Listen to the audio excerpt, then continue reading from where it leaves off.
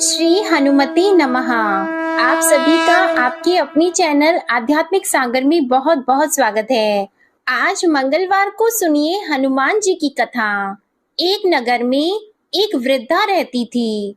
उसका एक ही पुत्र था। उस वृद्धा की हनुमान जी पर बहुत गहरी आस्था थी। वह हर मंगलवार का व्रत रखती थी और हनुमान जी की पूजा आराधना करती थी। एक बार हनुमान जी ने अपनी भक्तिनी उस वृद्ध महिला की श्रद्धा का परीक्षण करने का विचार किया। हनुमान जी साधु का वेश धारण कर वृद्धा के घर गए और पुकारने लगे कि है कोई हनुमान भक्त जो हमारी इच्छा पूर्ण करे। तब आवाज उस वृद्धा के कान में पड़ी। पुकार सुनकर वृद्धा जल्दी से बाहर आई और साधु को प्रणाम कर बोली, आज्ञा महाराज। हनुमान वेशधारी साधु बोले, मैं भूखा हूँ, भोजन करूंगा, तुम थोड़ी सी जमीन लीप दो। वृद्धा दुविधा में पड़ गई। अंततः हाथ जोड़कर बोली, महाराज, लीपने और मिट्टी खोदने के अतिरिक्त आप कोई दूसरी आज्ञा दें, मैं अवश्य पूर्ण करूंगी। साधु ने 3 बार प्रतिज्ञा कराने के बाद कहा, तू अपने बेटे को बुला, मैं उसकी पीठ पर आग जलाकर भोजन बनाऊंगा। यह सुनकर वृद्धा घबरा गई, परंतु वह प्रतिज्ञाबद्ध थी। उसने अपने पुत्र को बुलाकर साधु को सौंप दिया। साधु वेशधारी हनुमान जी ने वृद्धा के हाथों से ही उसके पुत्र को पेट के बल लेटाया और उसकी पीठ पर आग लगवा दी। आग जलाकर दुखी मन से वृद्धा अपने घर में चली गई। इधर भोजन बनाकर साधु ने वृद्धा को बुलाकर कहा कि उनका भोजन बन गया है, तुम अपने पुत्र को पुकारो ताकि वह भी आकर भोग लगा ले। इस पर वृद्धा बोली, उसका नाम लेकर मुझे और कष्ट न दें। लेकिन जब साधु महाराज नहीं माने तो वृद्धा ने अपने पुत्र को आवाज लगाई। वह अपनी माँ के पास आ गया और अपने पुत्र को जीवित देखकर वृद्धा को बहुत आश्चर्य हुआ। वह साधु के चरणों में गिर पड़ी। तब हनुमान जी अपने वास्तविक रूप में प्रकट हुए और वृद्धा को भक्ति का आशीर्वाद दिया। तो प्रेम से बोले, शंकर भगवान की जय हो, बजरंग बली की जय हो। आइए सुनते हैं मंगलवार व्रत की पौराणिक कथा। एक बार नैमिषारण्य तीर्थ में 80,000 मुनि एकत्र होकर पुराणों के ज्ञाता श्री सूत जी से पूछने लगे, हे महामुने, आपने हमें अनेक पुराणों की कथा सुनाई है। अब कृपा करके हमें ऐसा व्रत और कथा बताएं जिसके करने से संतान की प्राप्ति हो तथा मनुष्यों को रोग, शोक, अग्नि, सर्व दुख आदि का भय दूर हो, क्योंकि कलयुग में सभी जीवों की आयु बहुत कम है। फिर इस पर उन्हें रोग, चिंता के कष्ट लगे रहेंगे तो फिर वह श्री हरि चरणों में अपना ध्यान कैसे लगा सकेंगे। श्री सूत जी बोले, हे मुनियों, आपने लोक कल्याण के लिए बहुत ही उत्तम बात पूछी है। एक बार युधिष्ठिर ने भगवान श्री कृष्ण से लोक कल्याण के लिए यही प्रश्न किया था। भगवान श्री कृष्ण और युधिष्ठिर का संवाद तुम्हारे सामने कहता हूँ, ध्यान पूर्वक सुनो। एक समय पांडवों की सभा में श्री कृष्ण जी बैठे हुए थे। तब युधिष्ठिर ने भगवान श्री कृष्ण से प्रश्न किया, हे प्रभु, नंद नंद, गोविंद, आपने मेरे लिए अनेकों कथाएं सुनाई हैं। आज आप कृपा करके ऐसा व्रत या कथा सुनाएं जिसके करने से मनुष्य को रोग, चिंता का भय समाप्त हो और उसको पुत्र की प्राप्ति हो। हे प्रभु, बिना पुत्र जीवन व्यर्थ है। पुत्र के बिना मनुष्य नरकगामी होता है। पुत्र के बिना मनुष्य पितृ ऋण से छुटकारा नहीं पा सकता और न ही उसका पुन्नग नामक नरक से उद्धार हो सकता है। अतः पुत्रदायक व्रत बताएं। श्री कृष्ण भगवान बोले, हे राजन, मैं एक प्राचीन इतिहास सुनाता हूँ, आप उसे ध्यान पूर्वक सुनो। कुंडलपुर नामक एक नगर था। उसमें नंदा नामक एक ब्राह्मण रहता था। भगवान की कृपा से उसके पास सब कुछ था, फिर भी वह दुखी था।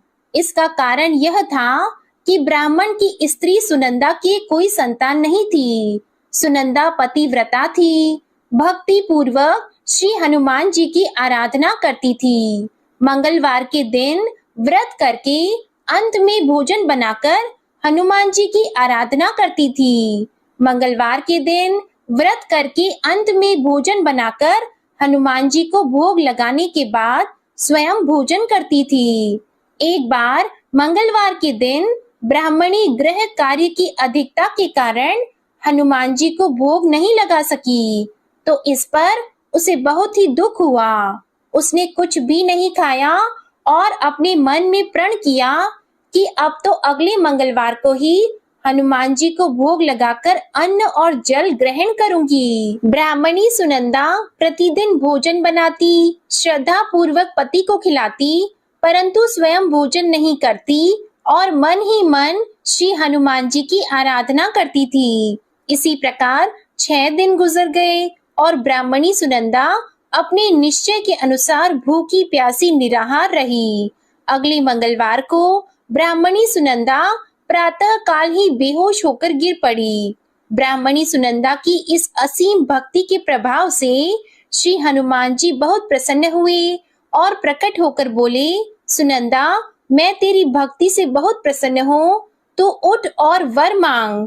सुनंदा अपने आराध्य देव श्री हनुमान जी को देखकर आनंद की अधिकता से विह्वल होकर श्री हनुमान जी के चरणों में गिरकर बोली, हे प्रभु, मेरी कोई संतान नहीं है, कृपा करके पुत्र और कन्या प्रदान करें, आपकी अति कृपा होगी। श्री महावीर जी बोले, तेरी इच्छा पूर्ण होगी, तेरे एक कन्या पैदा होगी, उसके अष्टांग प्रतिदिन सोना दिया करेंगे।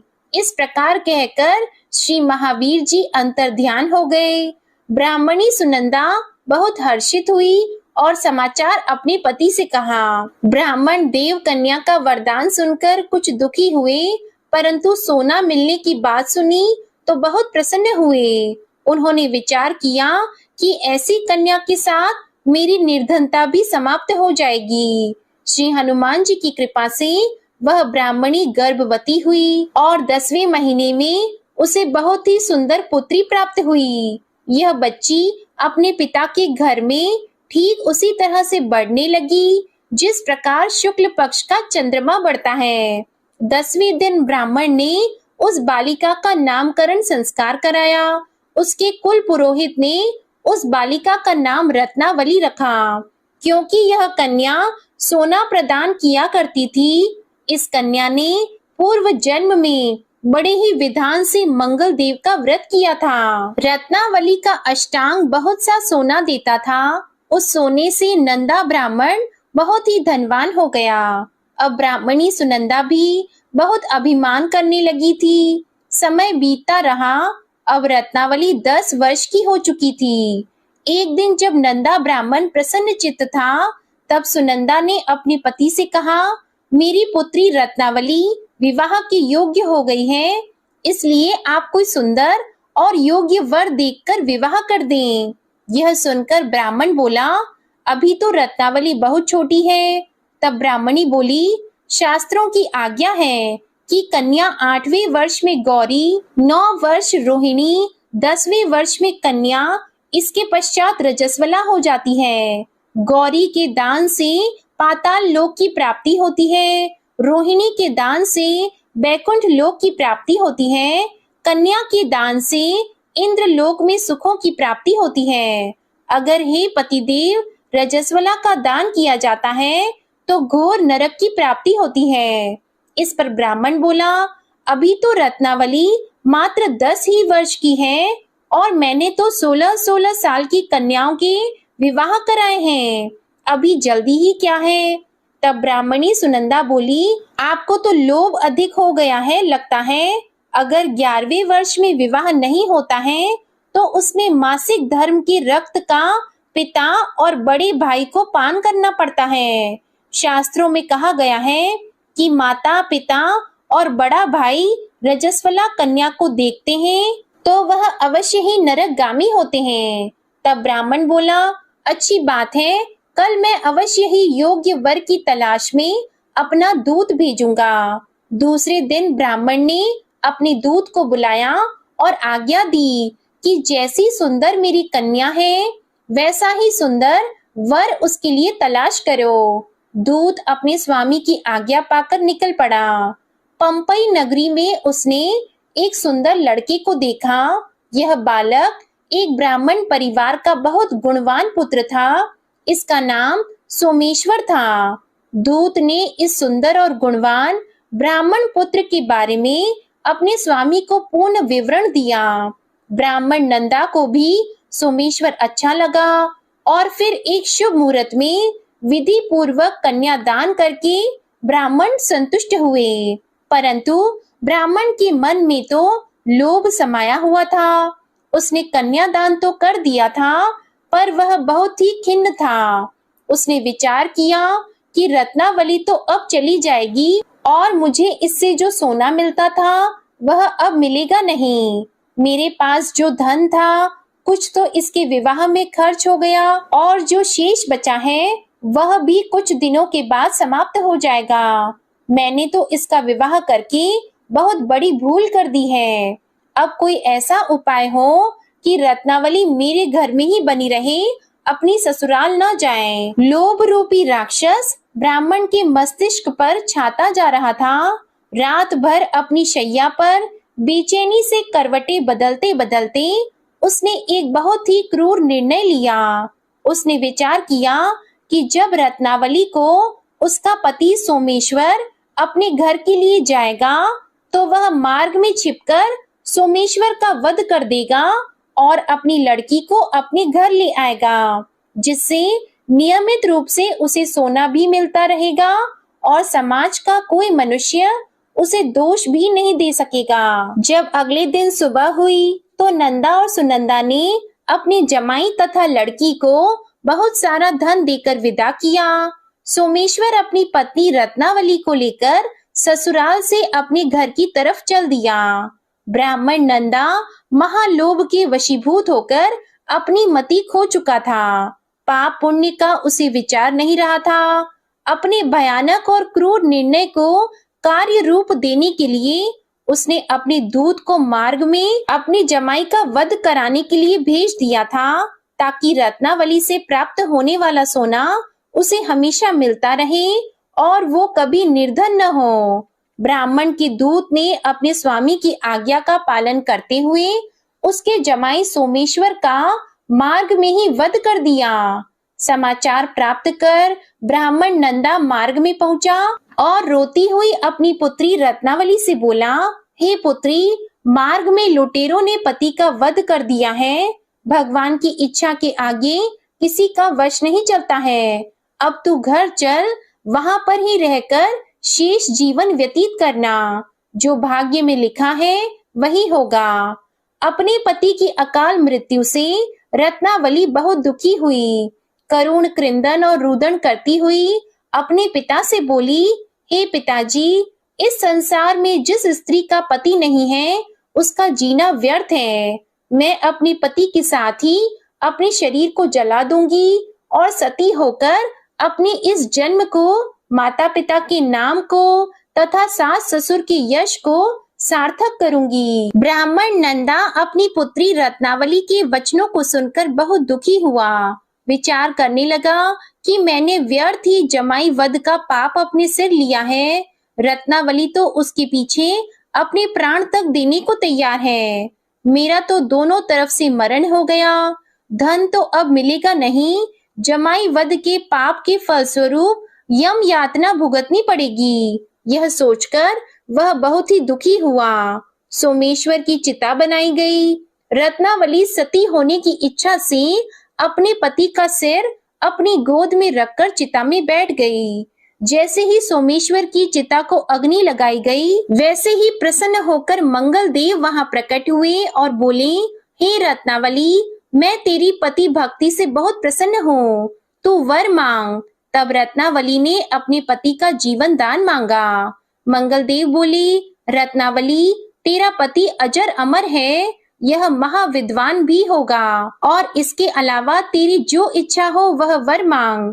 तब रत्नावली बोली, हे ग्रहों के स्वामी, यदि आप मुझ पर प्रसन्न हैं तो मुझे यह वरदान दीजिए कि जो भी मनुष्य मंगलवार के दिन प्रातः काल लाल पुष्प, लाल चंदन से पूजा करके आपका स्मरण करेगा, उसको रोग व्याधि नहीं होगी, स्वजनों से कभी वियोग नहीं होगा, सर्प, अग्नि तथा शत्रुओं का भय नहीं रहेगा, और जो स्त्री मंगलवार का व्रत करेगी वह कभी विधवा नहीं होगी। मंगल देव ने तथास्तु कहकर अंतर ध्यान हो गए।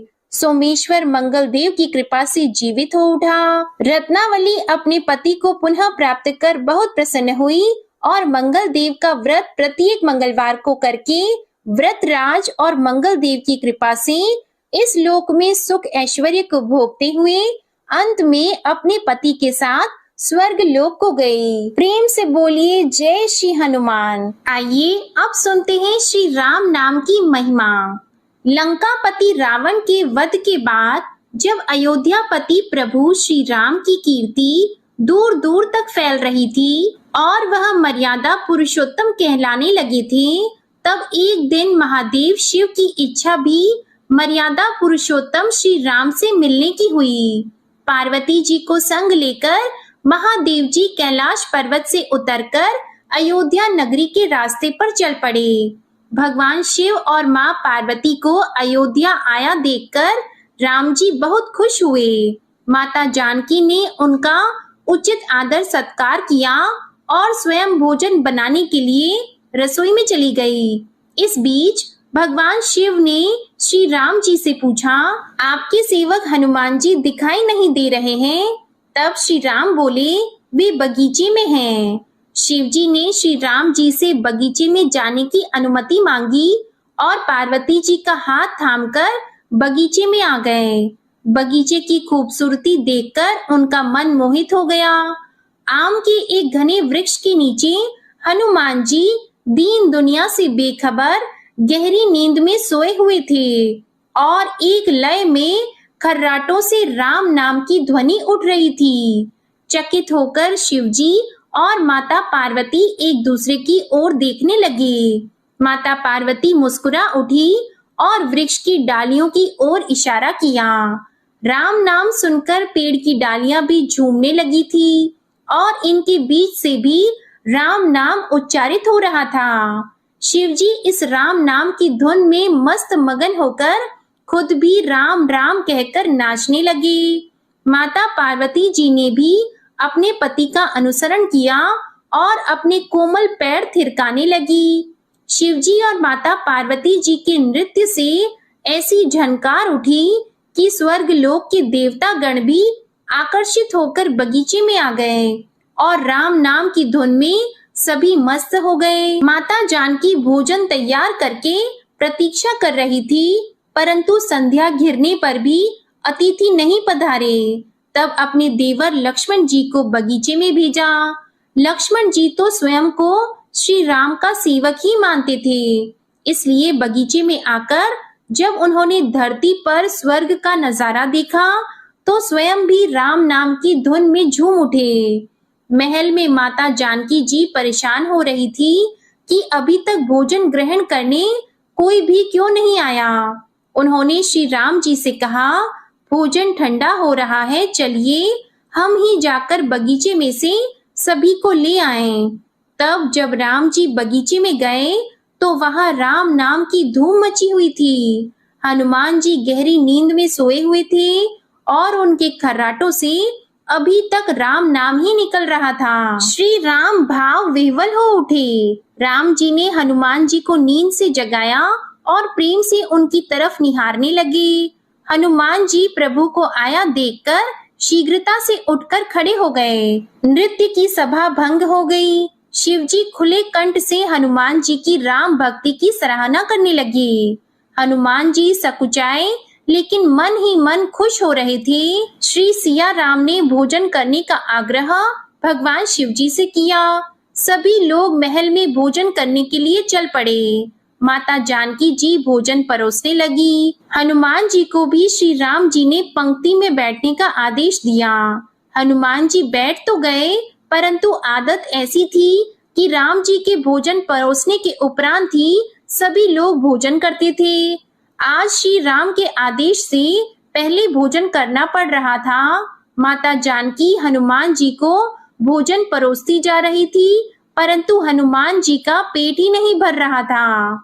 सीता जी कुछ समय तक तो उन्हें भोजन परोसती रही, फिर समझ गई कि इस तरह से तो हनुमान जी का पेट नहीं भरेगा। उन्होंने तुलसी के एक पत्ते पर राम नाम लिखा और भोजन के साथ हनुमान जी को परोस दिया। तुलसी पत्र खाते ही हनुमान जी को संतुष्टि मिली और वह भोजन खाकर उठकर खड़े हो गए। भगवान शिव शंकर ने प्रसन्न होकर हनुमान जी को आशीर्वाद दिया कि आपकी राम भक्ति युगों युगों तक याद की जाएगी और आप संकट मोचन के नाम से जाने जाएंगे। आइए अब सुनते हैं राम नाम की महिमा की दूसरी कहानी। महादेव जी को एक बार बिना कारण के किसी को प्रणाम करते देखकर पार्वती जी ने पूछा, आप किसको प्रणाम करते रहते हैं? तब शिव जी ने अपनी धर्म पत्नी पार्वती जी से कहा कि हे देवी, जो व्यक्ति एक बार राम कहता है उसे मैं 3 बार प्रणाम करता हूँ।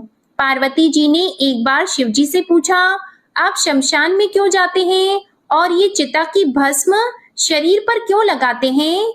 उसी समय शिव जी पार्वती जी को शमशान ले गए। वहां एक शव अंतिम संस्कार के लिए लाया गया। लोग राम नाम सत्य है कहते हुए शव को ला रहे थे।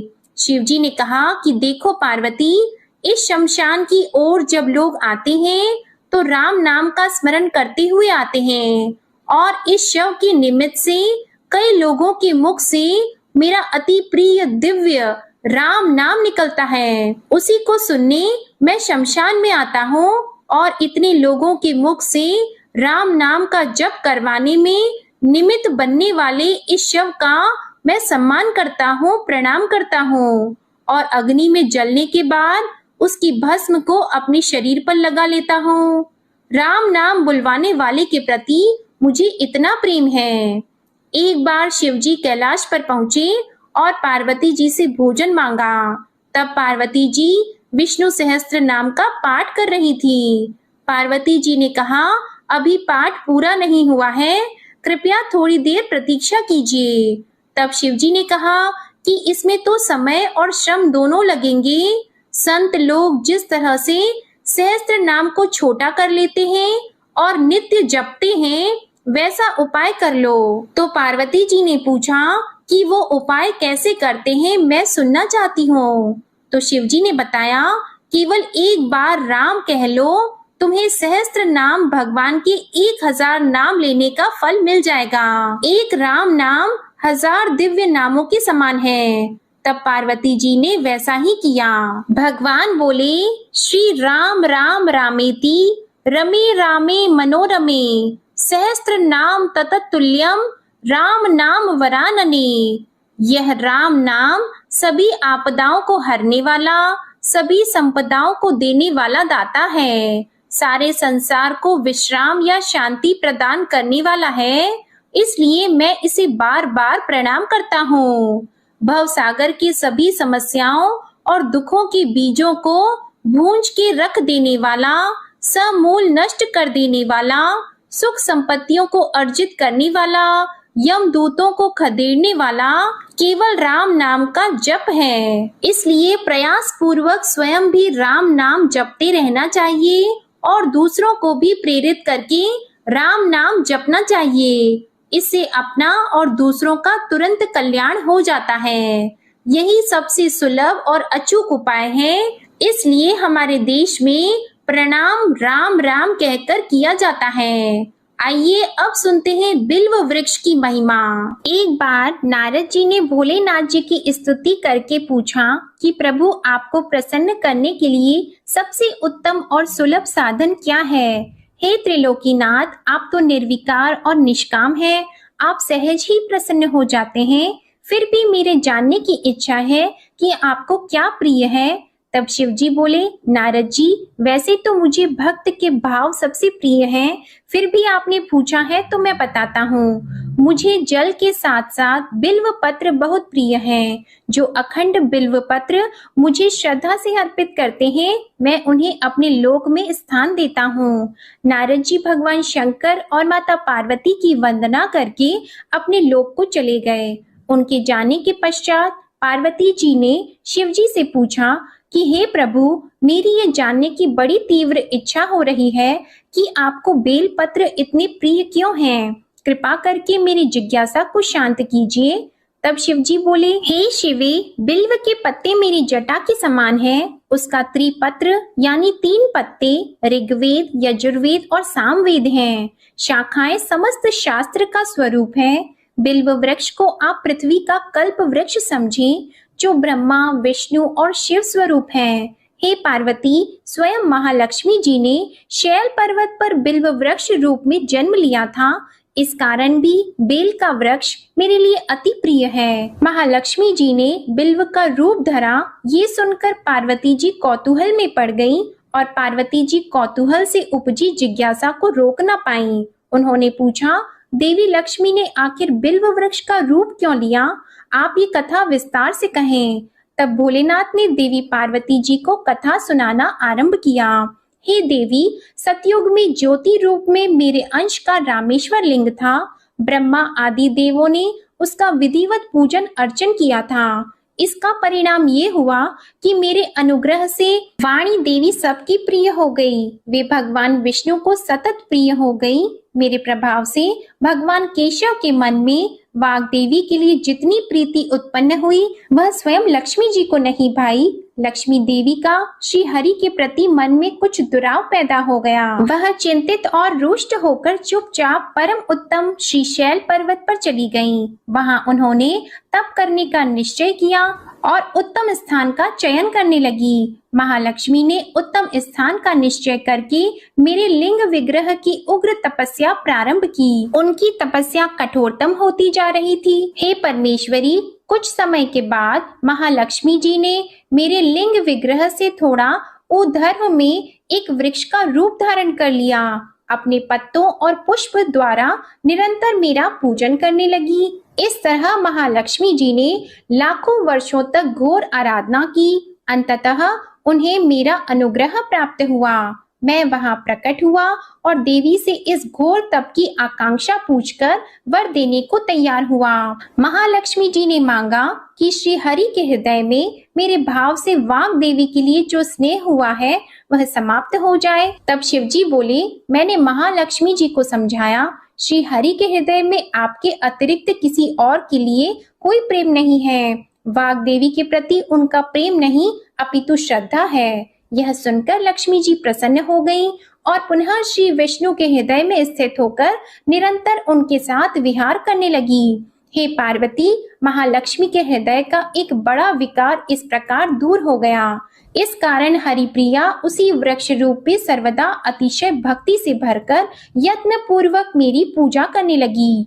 हे पार्वती, इसी कारण विश्व का वृक्ष, उसके पत्ते, फल, फूल आदि मुझे बहुत प्रिय हैं।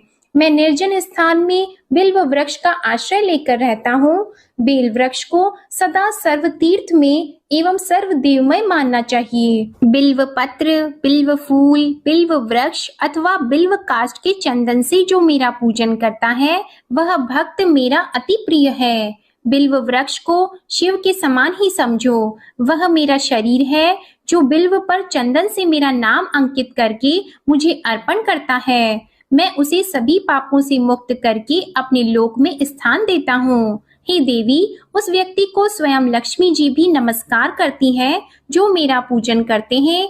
जो बिल्व मूल में प्राण छोड़ता है उसको रुद्र देह प्राप्त होता है और ऐसे मनुष्य पर सदैव ही माता लक्ष्मी की कृपा रहती है और साथ ही साथ भगवान नारायण की कृपा भी उन पर सदैव बनी रहती है। प्रेम से बोलिए भगवान शिव और माता पार्वती की जय। आइए अब सुनते हैं मंगलवार को सुनी जाने वाली मंगला गौरी माता की पौराणिक कथा। कुरु देश में श्रुत कीर्ति नामक एक विद्वान, कीर्तिशाली, शत्रुओं का नाश करने वाला, 64 कलाओं का ज्ञाता तथा धनुर्विद्या में कुशल राजा हुआ था।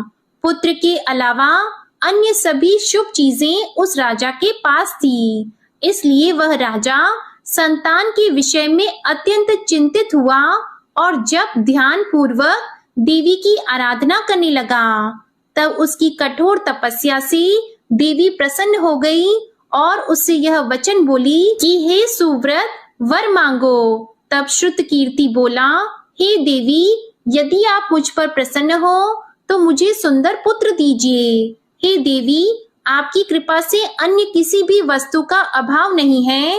तब उसका यह वचन सुनकर पवित्र मुस्कान वाली देवी ने कहा, राजन, तुमने अत्यंत दुर्लभ वर मांगा है, फिर भी कृपावश मैं तुम्हें अवश्य दूंगी। किंतु हे राजन, सुनिए, यदि परम गुण पुत्र चाहते हो तो वह केवल 16 वर्ष तक जीवित रहेगा, और यदि रूप तथा विद्या से पुत्र चाहते हो तो दीर्घजीवी होगा। देवी का यह वचन सुनकर राजा चिंतित हो उठा और पुनः अपनी पत्नी से परामर्श करके उसने गुणवान तथा सभी शुभ लक्षणों से संपन्न 16 वर्ष की आयु वाला पुत्र मांगा। तब देवी ने भक्ति संपन्न राजा से कहा, हे नृपनंदन, मेरे मंदिर के द्वार पर आम का वृक्ष है, उसका एक फल लाकर मेरी आज्ञा से अपनी पत्नी को उसे भक्षण हेतु प्रदान करो, जिससे वह शीघ्र ही गर्भ धारण करेगी, इसमें संदेह नहीं है। प्रसन्न होकर राजा ने वैसा ही किया और उसकी पत्नी ने गर्भ धारण कर लिया। 10वें महीने में उसने देवतुल्य सुंदर पुत्र को जन्म दिया। तब हर्ष तथा शोक से युक्त राजा ने बालक का जात कर्म आदि संस्कार किया और शिव का स्मरण करते हुए उसका नाम चिरायु रखा।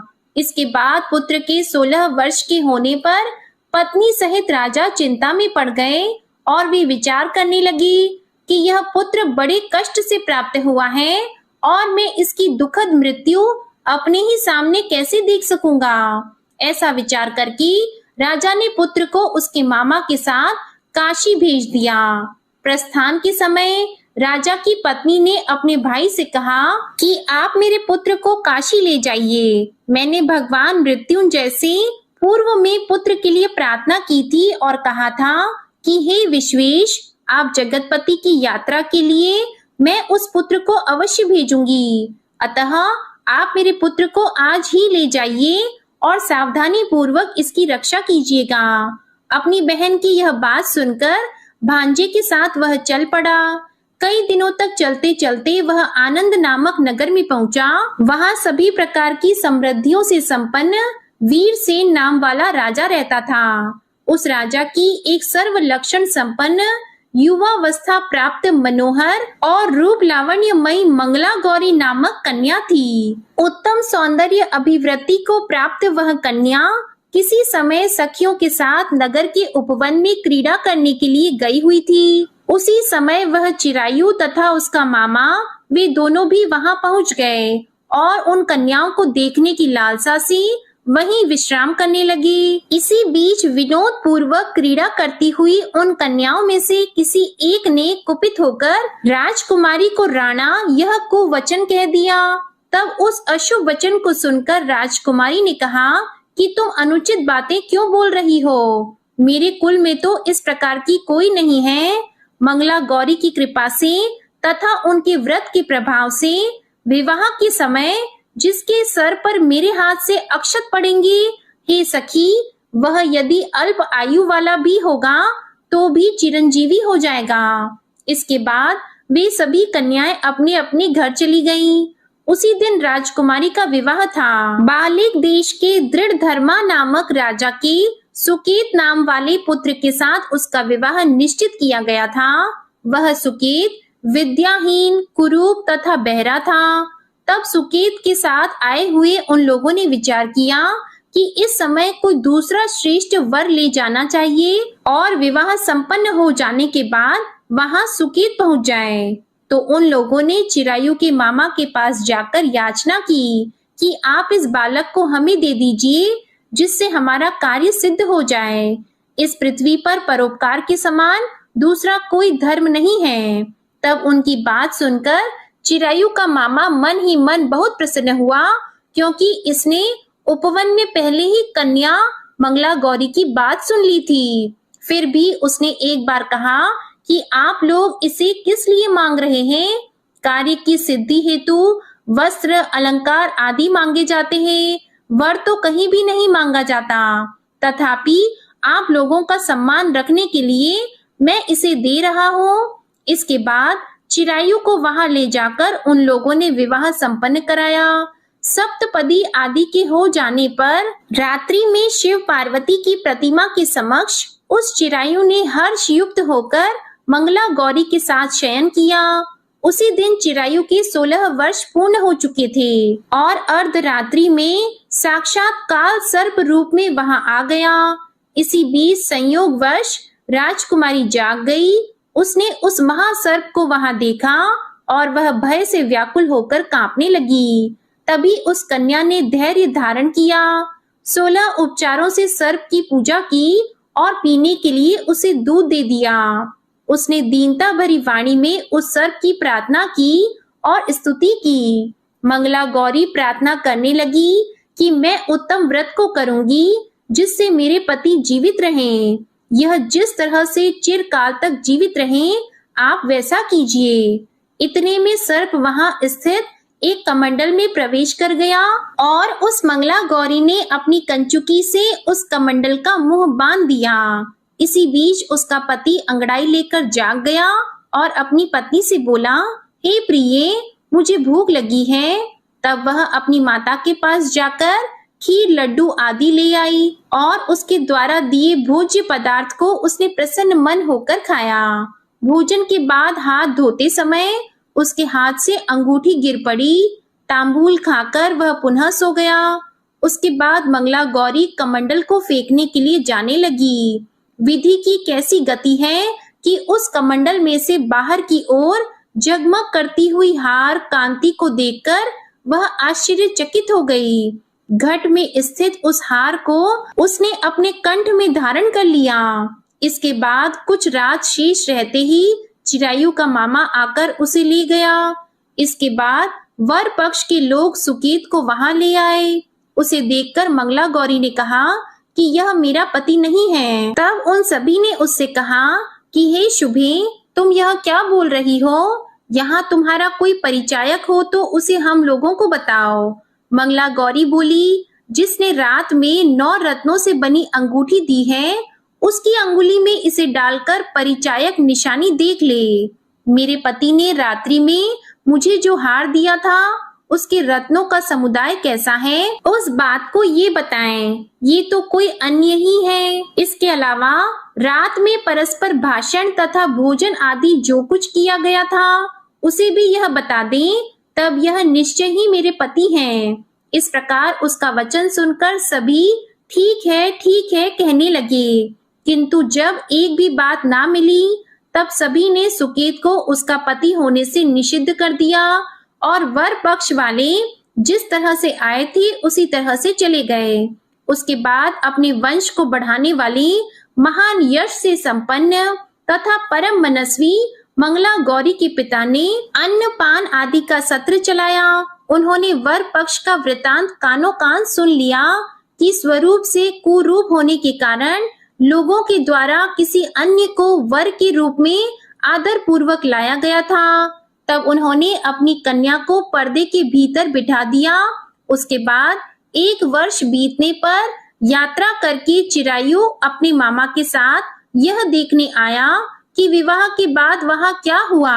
तब भीतर से उसे देखकर वह मंगला गौरी अत्यंत प्रसन्न हुई और माता पिता से बोली कि मेरे पति आ गए हैं। तब राजा ने अपने स्वजनों को बुलाकर पूर्व में कहे गए सभी परिचायकों को निशानी को देकर मंद मुस्कान वाली अपनी कन्या चिरायु को सौंप दी। राजा ने शिष्ट जनों को साथ लेकर विवाह का उत्सव कराया। इसके बाद राजा वीरसेन ने वस्त्र, आभूषण आदि, सेना, घोड़े, रथ और अन्य भी बहुत सी सामग्रियां देकर उन्हें विदा किया।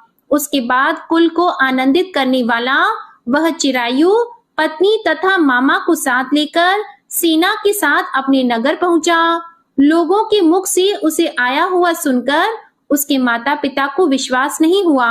उन्होंने सोचा कि प्रारब्ध अन्यथा कैसे हो सकता है। इतने में वह अपने माता पिता के पास आ गया और स्नेह से परिपूर्ण वह चिरायु भक्ति पूर्वक उनके चरणों में गिर पड़ा। तब अपने पुत्र का मस्तक सूंघकर उन दोनों ने परम आनंद प्राप्त किया। पुत्र वधू मंगला गौरी ने भी सास ससुर को प्रणाम किया। तब सास उसे अपनी गोद में बिठाकर सारा वृतांत शीघ्रता पूर्वक पूछने लगी। हे महामुनि, तब पुत्र वधू ने भी मंगला गौरी के उत्तम व्रत महात्म्य तथा जो कुछ घटित हुआ था वह सब वृतांत बताया। जो कोई भी इसका श्रवण करता है या जो इसे कहता है उसके सभी मनोरथ पूर्ण हो जाते हैं, इसमें संदेह नहीं है। प्रेम से बोलिए मंगला गौरी माता की जय हो। आपको ये मंगलवार व्रत कथा अच्छी लगी हो तो वीडियो को लाइक करिएगा, शेयर करिएगा और चैनल को भी सब्सक्राइब करिएगा। इसी के साथ आज आप हमारे चैनल पर वैशाख मास महात्म्य की कथा, अक्षय तृतीया की कथा और पूजा विधि का वीडियो भी जरूर देखिएगा। प्रेम से बोलिए जय श्री राम, जय हनुमान।